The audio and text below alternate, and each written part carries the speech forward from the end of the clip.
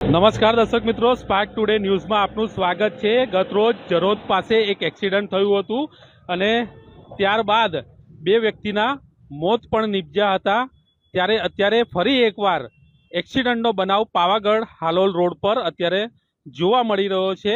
અત્યારે પણ અહીંયા એક બસની પાછળ આવતી એક ઝડપભેર કાર અથડાતા અત્યારે અહીંયા એક્સિડન્ટનો મામલો સામે આવ્યો છે। ગતરોજ પણ સ્પાર્ક ટુડેના માધ્યમથી અહેવાલ અમે પ્રસિદ્ધ કર્યા હતા અને જે ગમખ્વાર અકસ્માત સર્જાયો હતો અને તેમાં બે વ્યક્તિના મૃત્યુ પણ નીપજ્યા હતા। ત્યારે ફરી એકવાર અહીંયા જે હાલોલ પાવાગઢ રોડ છે ત્યાં ફરી એકવાર પૂરઝડપે આવતી એક કાર જે એસટી બસ સાથે અથડાઈ છે। પાછળના ભાગે એસટી બસના અથડાતા અત્યારે અહીંયા ટ્રાફિક જામ પણ અહીંયા સર્જાયો છે। અત્યારે જે આ કાર અહીંયા આવી રહી હતી અને ઝડપભેર એસટી બસ સાથે અથડાતા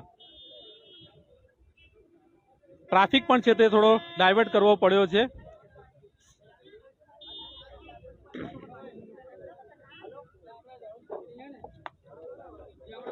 બોલેરો જીપ પણ છે તે પણ પાછળ આવતી હતી, તે પણ અહીંયા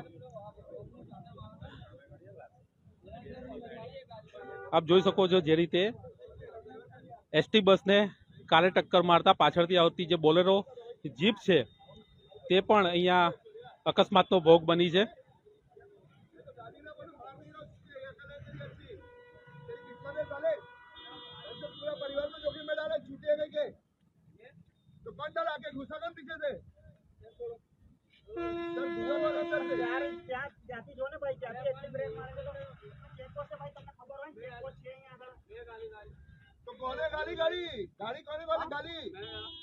अरे गाड़ी नहीं थी के तो ત્યાં થી તમે આવો ના ના એ ગાડી આ ગાડી કોઈ ચલાવ આ ગાડી કોની તમે કઈ ગાડીમાં છો આ ગાડીમાં જો આ ગાડી પલટી તમારી ગાડી પલટી મારે એના પલટી આ ગાડી વાળી પાછળ પલટી મારી એની ગાડી પલટી મારી તારે આગે ત્યાંથી જો ને પેલી બાજુ આ બાજુ કરો ને સાહેબ પેલી બાજુ આ જો ત્યાંથી દેખાય છે ઘસારો ક્યાંથી છે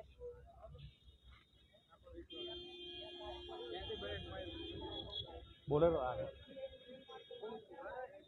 આપ જોઈ શકો છો કે કેટલી સ્પીડમાં ગાડી લોકો ચલાવતા હોય છે કે આગળથી જે સ્લીપ જે બ્રેક મારીને ગાડી કંટ્રોલ કરવાની કોશિશ કરી છે પરંતુ આ કંટ્રોલ થઈ નથી, તેના કારણે આ એક અકસ્માત સર્જાયો છે।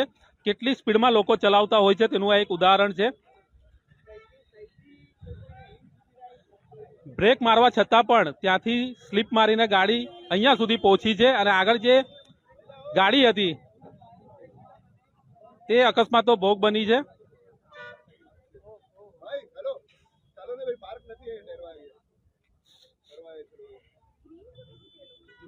સરજી શું કહેશો, આ કઈ રીતે અકસ્માત સર્જાયો છે? ભાઈ થોડું હટજો ને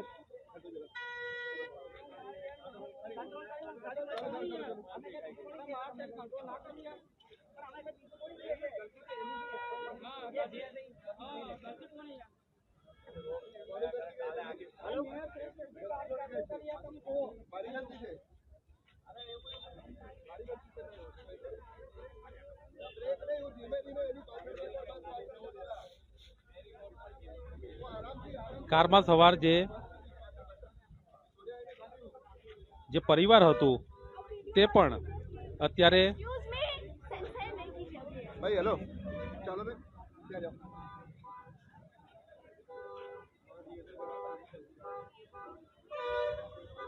દર્શક મિત્રો, જે રીતે આ અકસ્માત સર્જાયો છે અને અકસ્માત બાદ જ્યારે આ ફેમિલી પણ અહીંયા સવાર હતું પરંતુ તેમનો બચાવ થયો છે। પાછળથી આવતી જે વાન હતી ક્યાંક ને ક્યાંક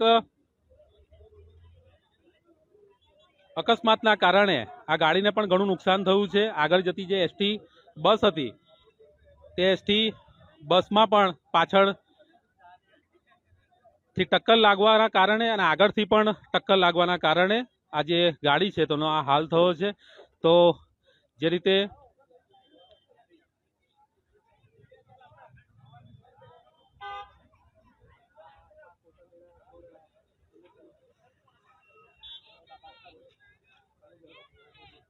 દર્શક મિત્રો, હાલોલ પાવાગઢ રોડ પર જે બાસ્કા રોડ આવેલું છે ત્યાં ગાડી આ એક્સિડન્ટ સર્જાયું છે। અને અત્યારે જે એક તરફનો જે પાવાગઢથી જે હાલોલ તરફનો રોડ છે તે અત્યારે જે સર્વિસ રોડ તરફ ડાયવર્ટ કરવામાં આવ્યો છે. તમામ જે ટ્રાફિક છે તેને સર્વિસ રોડ પર ડાયવર્ટ કરવામાં આવ્યું છે. પરંતુ કહી શકાય કે જે રીતે જરોદ પાસે ગતરોડ પણ અકસ્માત સર્જાયો હતો, ટેન્કર પલટી ખાઈ ગયું હતું, તેના કારણે એક ટ્રક પણ પલટી ખાઈ ગઈ હતી અને 2 વ્યક્તિના મોતના પણ સમાચાર સામે આવ્યા હતા. ત્યારે ફરી એકવાર જે હાલોલથી પાવાગઢ તરફ જતા જે બાસ્કા રોડ આવે છે, બાસ્કા પાસે આ એક્સિડન્ટ સર્જાયું છે. એસયુવી એક આવતી હતી, એની પાછળની જે બોલેરો જે જીપ છે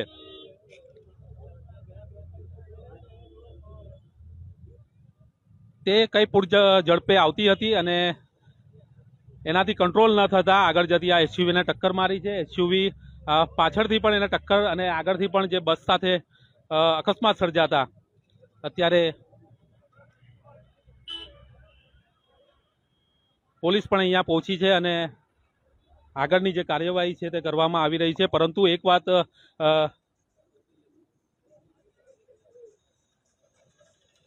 એક વાત નક્કી છે કે પરિવાર જે છે આમ એસયુવીમાં સવાર હતું તે ક્યાંક ને ક્યાંક એમને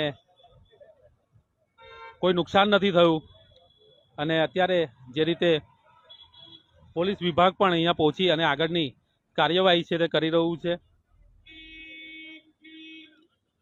વડોદરા શહેરના જે આ હાલોલ પાવાગઢ રોડ છે ક્યાંક ને ક્યાંક અકસ્માતની વરજાણ સર્જાતી જ હોય છે અને અકસ્માતના કારણે ઘણા લોકોએ જીવ પણ ગુમાવ્યો હોય તેવું પણ જોવામાં આવે છે. ત્યારે ગત રોજ જ એક જરોદ પાસે અકસ્માત સર્જાયો હતો.